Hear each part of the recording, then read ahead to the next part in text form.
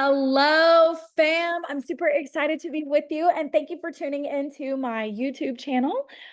This is about living free and healthy the holistic way. So I am Macy Smith-Lovett. I'm the CEO and founder of MSL Holistic Wellness Coaching, and I'm here to empower you in your wellness journey so that you can live free and healthy the holistic way. Today we're going to be talking more in regards to preventing emotional eating and stress eating that usually causes you to sabotage your goals. It is January 8th. Today is Wednesday, January 8th, 2025. And let me tell you something, most people are already starting to realize they can't stick to their New Year resolution plans. Some people are still going strong and they're like, oh my God, I just started and I'm doing great. So don't get that juju on me. But I want to give you guys a reality check that if you've not been able to sustain these habits in the past, then there might be some issues that tend to come up for you. And we want to prevent them and hit them head on. So that way we're prepared when they do show up, we know how to navigate. Okay. Think of it like a GPS system. You got your navigator set, your what is it, like Google Maps or whatever, set ways to tell you where to go, and all of a sudden they're like, hey bud, just wanted to let you know there's going to be some traffic up ahead, and here's how we're going to navigate around it in the quickest, simplest, easiest way. Might still cause a little bit of frustration, but we don't want to derail you on your destination. Okay, so there are 3 steps that you want to be aware of, put in together words, of how to break free from the emotional and stress eating habits. Okay, so you're going to see me looking at my notes because I want to make sure we're on point and I don't miss anything. Number 1 is your awareness. I want you to understand that there is a trigger, an emotional trigger that causes us to emotionally eat, okay, or stress eat. You could probably guess stress would be one of those things, right? But it might also be related to a hormonal imbalance or a gut health problem. And this can also come into play from stress, anxiety, whatever. There is a trigger here that is emotionally connecting to you. All right.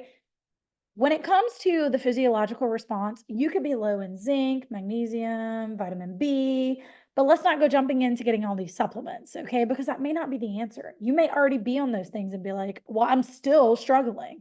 Okay, awareness is key. There's an emotional factor here that needs to be addressed and healed, okay? So let's bring up this awareness just a little bit, all right? Kick it into another notch. What is the craving to which you are craving? All right, let's identify it. Because again, there's an emotional attachment here. We need to identify that. So if it's sweets or if it's soft, there might be a sensual touch you're looking for. Okay. This can come into a lot of times, especially for my ladies and even for my men. I have men who are just, they go on these sweet cravings all the time. And my ladies, though, even my guys, it goes into this lack of intimacy, lack of closeness, connection, not feeling loved, valued, or appreciated. Or you're low on physical touch and presence. All right, not feeling desired. So there's something that my partner and I have addressed that he and I are doing, well, I am doing in those moments where I know whenever I'm in this place of like, my needs are shifting. Like, oh, I need a little bit more attention today. I need a little bit more closeness. I need you to be present with me. And it's just to be present. Take this moment to make this moment with me. Take this moment to be here with me. And it just kind of puts us in this place of really diving more into connection. What is it that I need? Well, I need you to hear me. I need you to see me. I need you to, I don't know, hug me, whatever the case is. But this goes for men too. Okay. It's not just a woman's response thing. So when it comes to the sweets or soft foods, like I had a client one time, her biggest key was through mashed potatoes. And I was like, well, think about that. She was like, well, it brings me back to my home and all of this. And I said, ooh, nurturing. So there's a piece of you that needs to be nurtured, cared for, loved, appreciated, desired. See where I'm going with this. Okay. So when it comes to salty things, we have to think about it on the other side, right? Because you might be feeling a little salty today. Truth hurts sometimes. But it might also come into like whenever you need to chew on things like chips, crunchy things, there's a frustration that you're holding here that you've not expressed. All right. It causes a lot of tension in the neck, the shoulders. It can cause some thyroid problems because you're not self-expressing. You're not expressing your needs. There's a fear here that could be coming into play where you don't feel safe to express your needs, or in the past where you've expressed them, somebody squashed them or told you weren't good enough or whatever. And it's just things that you don't want to continue to hear. So it's better to go silent. Okay. Some of you are going to feel this. The idea is that these salty things, these frustrations, the need to munch, we have to identify where they're coming from. So is it from your stressful job? Is it from a need to stay busy where you can't sit too long? Is it a continuously drink coffee all day long for the sake of the perk? Like we need to drive. I need to keep going.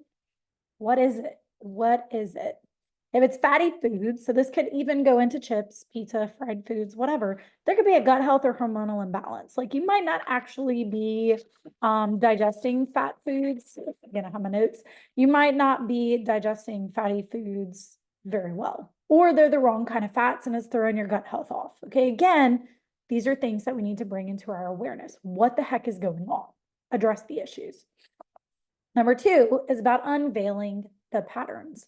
When do I feel the need to snack or have something sweet or whatever I'm craving? Is it late at night? What are the thoughts before you go to bed? I ask my clients this all the time. I'm like, what are the thoughts before you go to bed? I'm like, journal them down. And they're like, let me send you all my notes. And I'm like, perfect, because that's what we're here for, right? But these things matter. Is it midday, after lunch, before lunch, whatever the case is? What have I eaten today? What kind of stress has come up for me today? All these questions matter, right? They matter in what your next decision is. And then number 3 is we have to work backwards. Working backwards is a 3-step process. So we have to start by restoring balance to our gut health, our metabolism, and our hormones. Because if we're not doing these things, then they're going to still remain out of balance. They may not naturally be able to adjust themselves.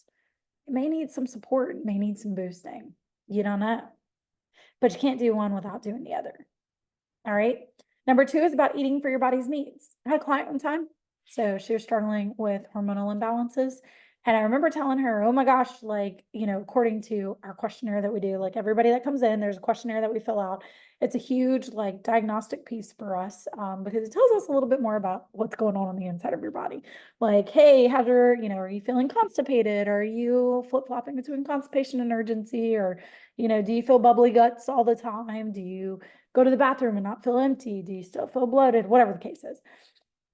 And so I remember her and I having this conversation, and she was talking about like, we were looking at some of the hormonal imbalances specifically. And I was like, maybe we should try to increase your DIM a little bit, try to balance out your hormones as best that we can. And this was just one on the small side. And so I'm not saying go out and get all the DIM. That's not the answer. We have to get down to the root cause of what's going on. Okay. Because that may not work. You may go get DIM and you're like, oh my God, here it is, another supplement. I wasted my money. Okay. But this client specifically, we were talking about, and she was like, well, like, what would I need to eat? And I was like, Brussels sprouts. She was like, I hate those. Well, sis, me too. I do not like them. I don't eat things that I don't like. I will try everything once. But if I don't like it, I'm not going to eat it. I tell my kids the same thing. Eat what you want. Don't eat what you don't want. Okay. Eat what you like. Don't eat what you don't like. And we just make it fun. But anyway, so we were talking about cauliflower and broccoli, and she was like, oh, I love broccoli raw. And I was like, yeah, see, that's your problem there. Let's cook it. So I was like, I want you to cook it mush. So she cooks it mush, and she was like, oh my God, I never knew that I would love it so much. Like the girl was eating it every day, all of her meals. That's what she was sending. And I said, and she was like, and I feel so much better. And I said, how you prepare your foods matter and where you're getting the sources from, right? The nutrients from. So you have to eat for your body's needs, because if you're not eating for your body's needs, you're not going to have the results that you desire. It's not going to happen. Okay. And the number 3 is about healing the root cause of what's going on, right? This is like, we have to get down to what type of wound we're dealing with here. If there is a slight cut, you might need a Band-Aid, or it may need to just get some air exposure, you know? But if there's a deeper wound here, you're not going to go put a Band-Aid on it because you're going to still bleed out. We're not taking care of the wound. We're not addressing. We're not giving it the right techniques and the right tools to actually heal the wound. You're going to keep bleeding. It's no different than somebody with a broken bone. Well, you're not going to go get a Band-Aid for somebody with a broken bone. No, you're going to put a splint or something like that. You're going to grab tools that you need to make a splint. Same rules apply with healing yourself from the inside out. If you don't have the right tools and you don't have the right techniques, you're not going to heal your body in the way that it needs to. It isn't going to happen. So every wound requires a different healing process. If Susie Q and Bobby Joe both came to me, let's say they have the same exact trauma experience, but yet Susie Q is dealing with hormonal imbalances. Bobby Joe is dealing with gut health problems. And I've had this happen before, but I'm not going to give you my clients' names. In this case, we had to look at the two things differently. This person's trauma wounds affected her so differently compared to this one. So it took a whole different healing process from the inside out. They both healed. They both had better results at the end of the day, but it was a completely different process of healing that we need to take with each one. That is why I am not a firm believer in one size fits all, because I just don't believe that that's a thing. I hate diet programs and templates and diet culture and all that crap, because the body has the ability to heal. Like if you cut yourself, it has the ability to heal itself when it's given the right tools, the right environment, the right techniques, all the things. If it doesn't, then it's not going to heal properly. Okay? Think about it from people who have injuries. Oh, well, it didn't heal well. And it may not be anything that they actually did, but it didn't heal well. Well, there was something in the environment. Maybe the body just had more inflammation and you didn't know it, whatever the case is. I'm not here to diagnose those things. But that might be where it needs to be, right? And then we need to focus on a more personalized approach, a holistic approach, emotionally, mentally, spiritually, physically, physiologically, all the things matter. That's exactly what we do in my Empowered Wellness program. So that's what my clients get when they come to work with me. They know they're not coming in here for a quick fix. And I don't work with people who are looking for a quick fix. I don't work with people who are like, give me a $30 gym membership that I'm going to forget about later. No, that's not what we're here for.